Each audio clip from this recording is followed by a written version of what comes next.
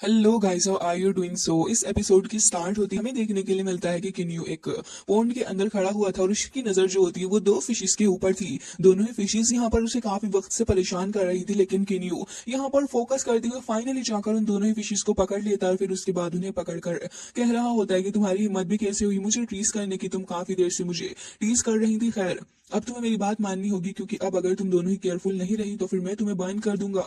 ये सुनने के बाद तो यहाँ पर दोनों ही फिशेस बोलने लग जाती हैं और कह रही थी कि मास्टर प्लीज आप हमारे साथ ऐसा बिल्कुल भी ना करें। अब यहाँ पर दिखाया जाता है कि एल्डर फूड जो थे वो भी वहीं पर खड़े हुए होते हैं और कह रहे थे कि मुझे नहीं पता था कि मास्टर आप इतने ज्यादा चाइल्डिश हार्ट वाले हैं कि आप इस तरीके की हरकतें भी करोगे। जबकि किन्यू को देखते हैं जो कि किन्यू यहाँ पर दोनों ही फिशेस को लेता है, फिर उसके बाद उन्हें पगोड़ा के अंदर डाल देता है, जिसके बाद उस पगोड़ा को भी अपने पास ही रख लिया था।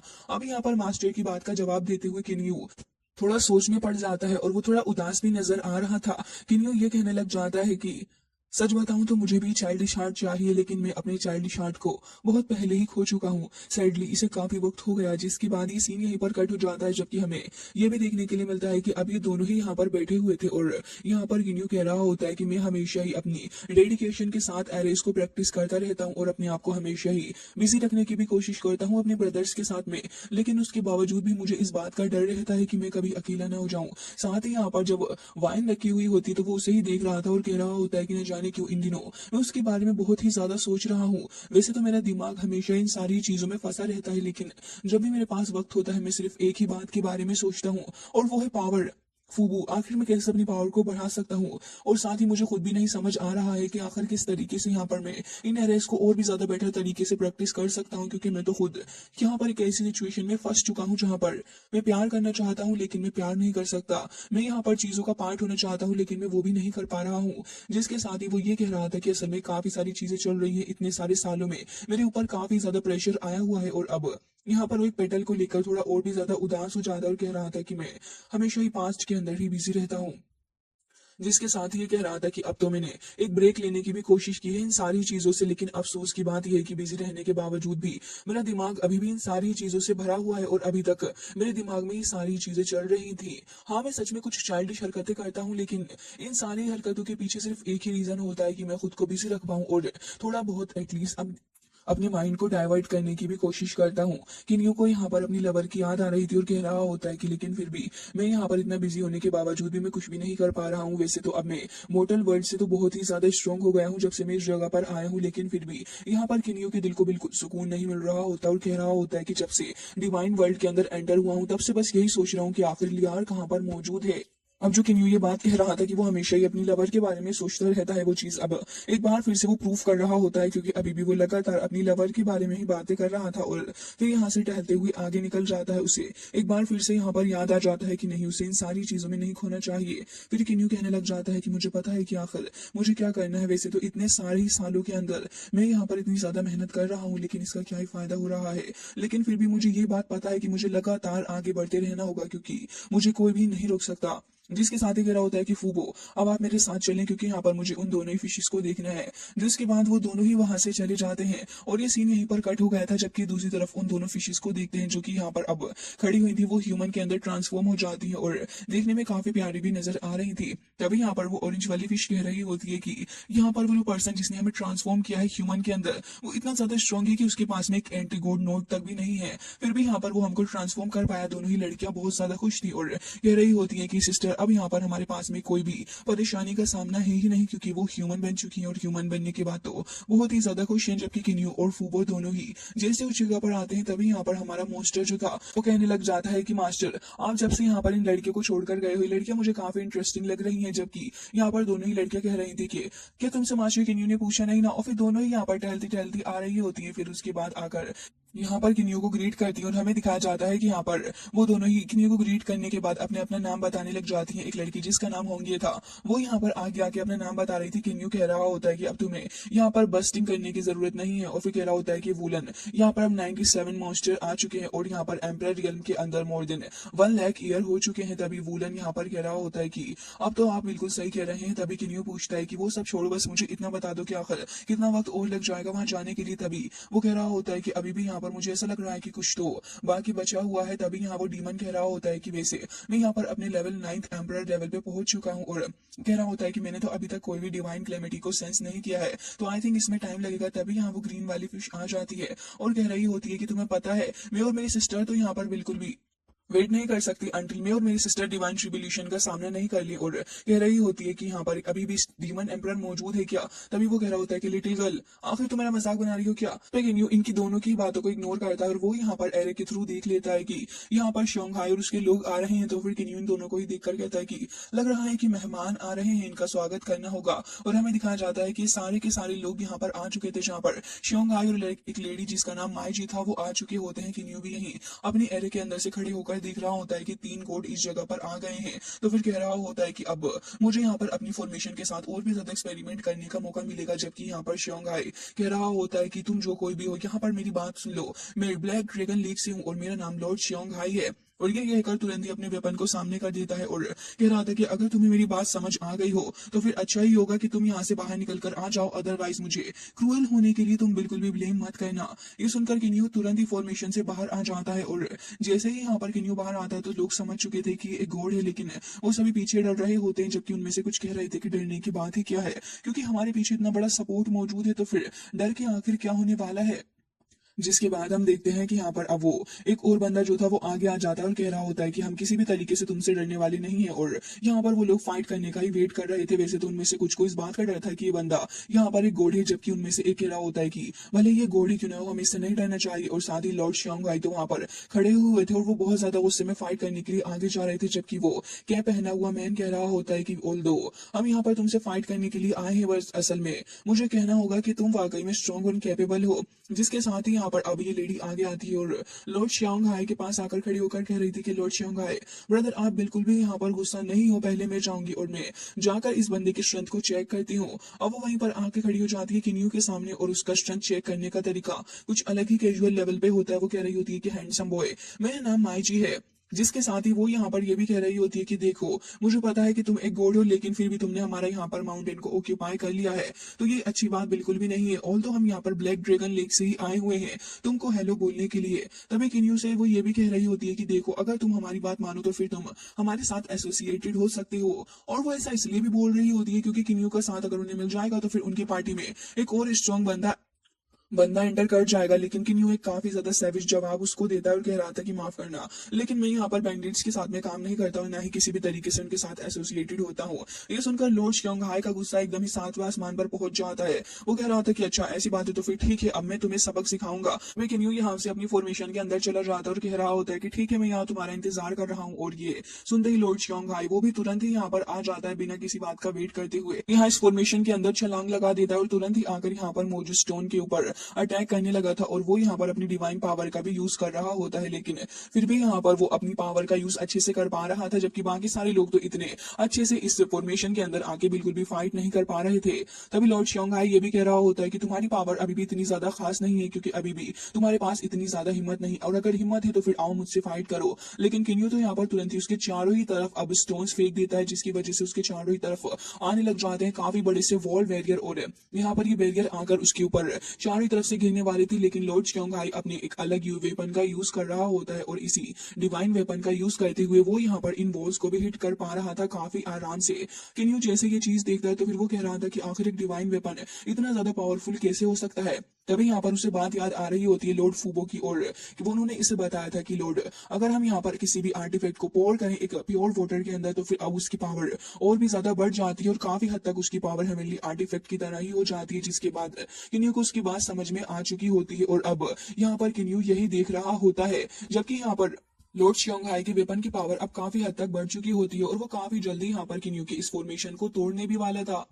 अब जैसे ही किन्यू को ये बात समझ में आती है तो फिर किन्यू तुरंत ही यहाँ पर कह रहा होता है कि ठीक है अगर ऐसा ही तो फिर तुम अब इसको ट्राई करके देखो। और ये कहकर यहाँ पर वो एक बार और भी ढेर सारी वॉल्स को यहाँ पर समन कर लेता है, जिससे कि अब यहाँ पर शोंघाई चारों ही तरफ से यहाँ पर फंस चुका होता है। शोंघाई अपने वेपन का यूज करके यहाँ पर अटैक करके उन सारी वॉल्स को तोड़ देता है, लेकिन वो डिस्कवर करता है वो चारों ही तरफ से इनसे पूरी तरीके से फंस चुका है। जबकि यहाँ पर कुछ बारीक से वॉल के टुकड़े भी आ चुके होते हैं जो कि इकट्ठे मिलकर शोंघाई के ऊपर अटैक कर रहे होते हैं। और यहाँ पर शोंघाई देख रहा होता है कि अभी भी उसके सामने इतना सब कुछ चल रहा है, तो वो फ्रस्ट्रेट होने लग जाता है और इसी वजह से वो यहाँ पर गुस्से से अपने वेपन का यूज करने लग जाता है, जिससे कि उसके अंदर से काफी सारी एनर्जी बाहर निकलती है और जितनी भी फॉर्मेशन यहाँ पर किन्यू ने बचाई थी वो उसको ब्रेक करने में कामयाब हो जाता है। लेकिन हमें देखने के लिए मिलता है कि उसे ब्रेक करके वो आराम से किन्यू के सामने ही आकर खड़ा हो चुका था, जिसके बाद किन्यू कह रहा होता है कि इसका मतलब इसे अच्छी खासी अंडरस्टैंडिंग है स्पेस की, एंड यहाँ पर ये लोअर गॉड जो है वो यहाँ पर इस इल्यूजन फॉर्मेशन एरे को काफी आराम से तोड़ पाया है। इसका मतलब तो ये हुआ कि ये अच्छा खासा केपेबल होगा, क्योंकि इसकी अंडरस्टैंडिंग एक लोअर लेवल के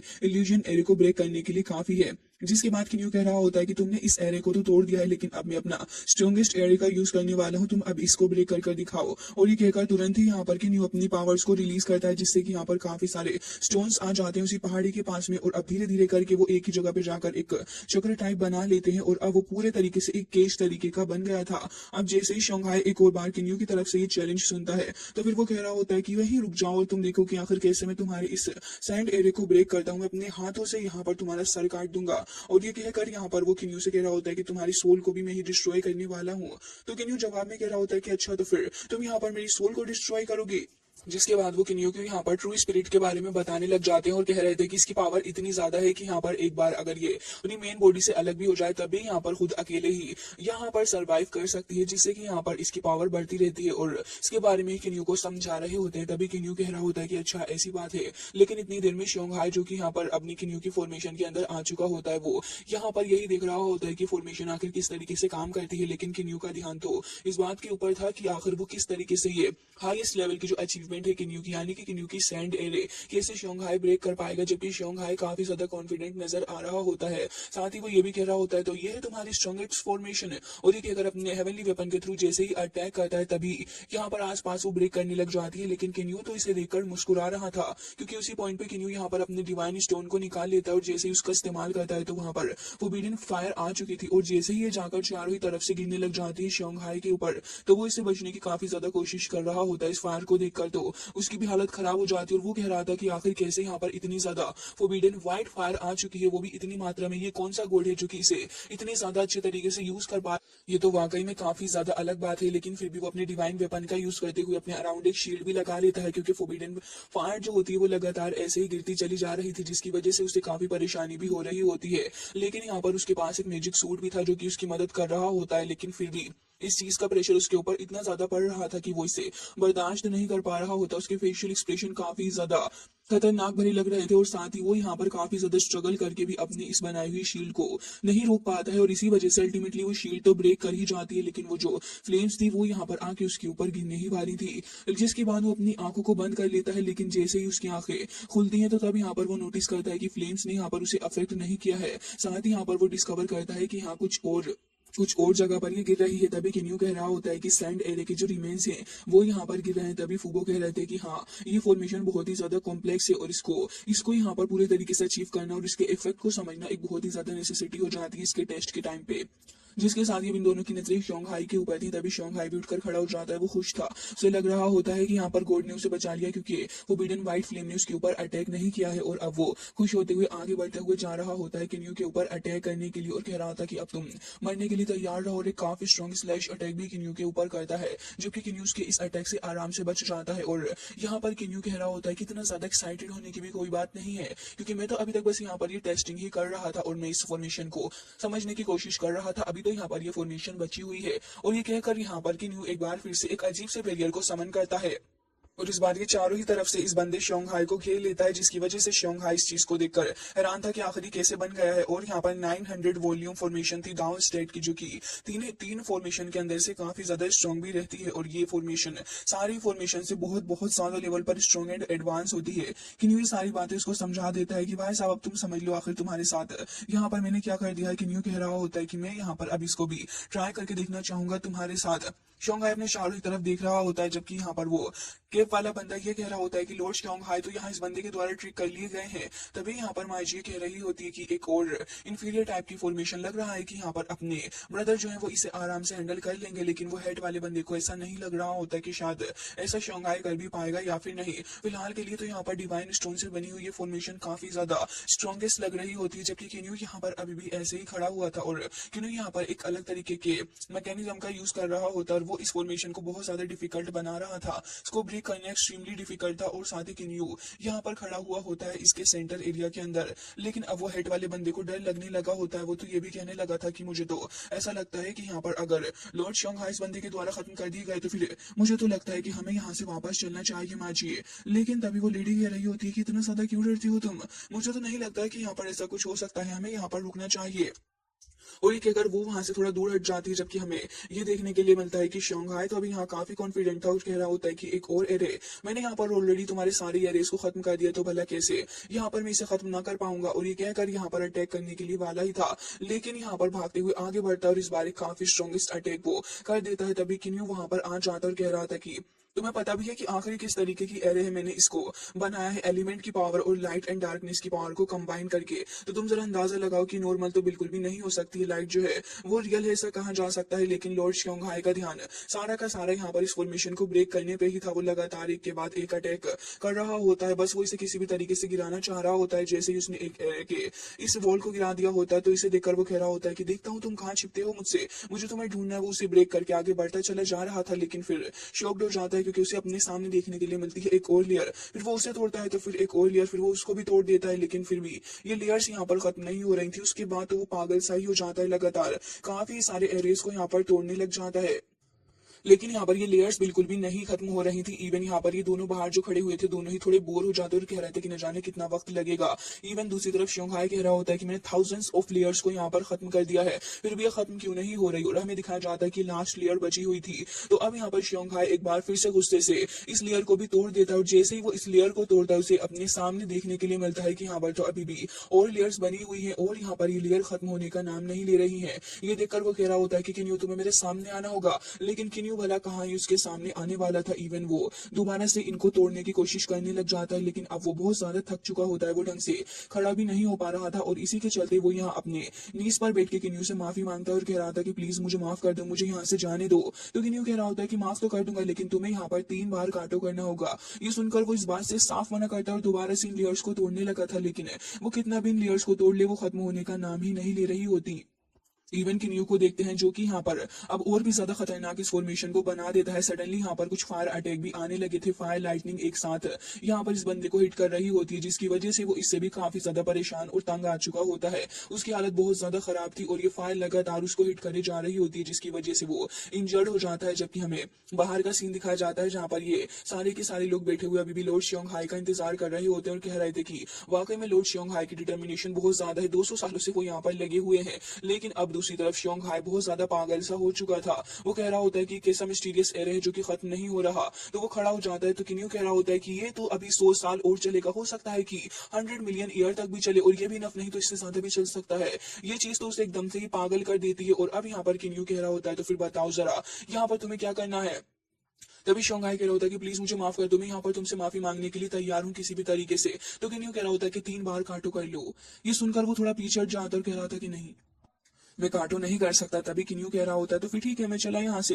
अब किन्यू वहां से जा ही रहा होता है तो फिर अब शोंगहाई बहुत ज्यादा डर जाता है कि उसे अब यहाँ पर 100 साल और रुकना पड़ेगा या फिर 100 मिलियन साल भी। तो फिर कह रहा होता है कि रुको मैं काटो करता हूँ। और यहाँ पर काफी ज्यादा गुस्सा होते हुए 2 बार तो काटो कर लेता है, लेकिन तीसरी बार में काटो करते हुए कह रहा था कि किन्यू एक बार मैं यहाँ से निकल जाऊं उसके बाद मैं तुमसे अपना बदला जरूर से ही लूंगा।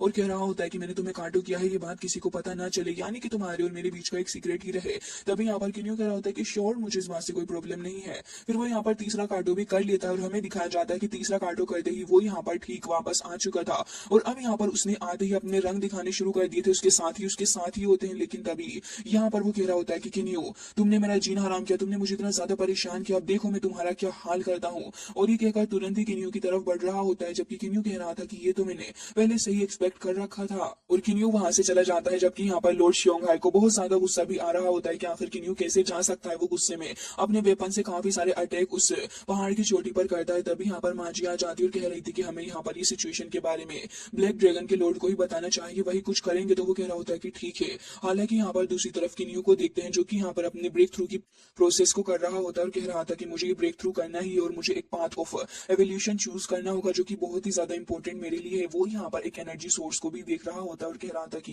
यही मेरे लिए सबसे ज्यादा इंपॉर्टेंट है। जब किन्यू यहाँ पर इसे देखते हुए ये भी कह रहा था कि मुझे इसका अच्छे से इस्तेमाल करना होगा और मुझे एक सही पाथ ऑफ एवोल्यूशन चूज करके जल्द से जल्द ओपनली यहाँ पर शादी करनी है लियार से, जिसके बाद वो यहाँ पर अपने साथ में जाके मर्ज हो जाता है इसी सोर्स ऑफ पावर के साथ में। और हमें दिखाया जाता है कि काफी ज्यादा लाइटनिंग किन्यू की बॉडी से रिलीज हो रही थी। धीरे धीरे करके किन्यू नोटिस करता है कि उसके हाथ में कुछ तो अजीब सी यहाँ पर लिक्विड आ रही है और वो इसको देख भी रहा होता है, लेकिन किन्यू को कुछ कुछ प्रेशर जैसा भी फील हो रहा था, तो वो यहाँ पर इसको रोकने लग जाता है। लेकिन अब वो एक दूसरी जगह पर आ चुका था और हमें दिखाया जाता है कि वो आ चुका होता है पर्पल स्टार के अंदर और इसे देखकर वो कह रहा था कि आखिर ये वर्ल्ड है क्या। लेकिन फिर भी इस न्यू यूनिवर्स को देखकर वो यहाँ पर अपनी पावर का इस्तेमाल इसके अंदर करता है, तो फिर चारों ही तरफ ये वर्ल्ड जो था वो यहाँ खिलने लगा होता है और वो एक नया ही वर्ल्ड किन्यू ने बना दिया होता है और कह रहा था कि इवन यहाँ पर मैं अपनी मैजिकल पावर का भी यूज कर सकता हूँ। लेकिन तभी यहाँ पर किन्यू को एक की का सोर्स दिखता है। जैसे ही वो इसकी पावर का सोर्स को देखता है तो किन्यू कह रहा था कि अरे ये तो एक शुआन हुआन की है, और वो तुरंत ही अपने कैंशू डिवाइन स्पीयर को निकाल लेता है और कह रहा था कि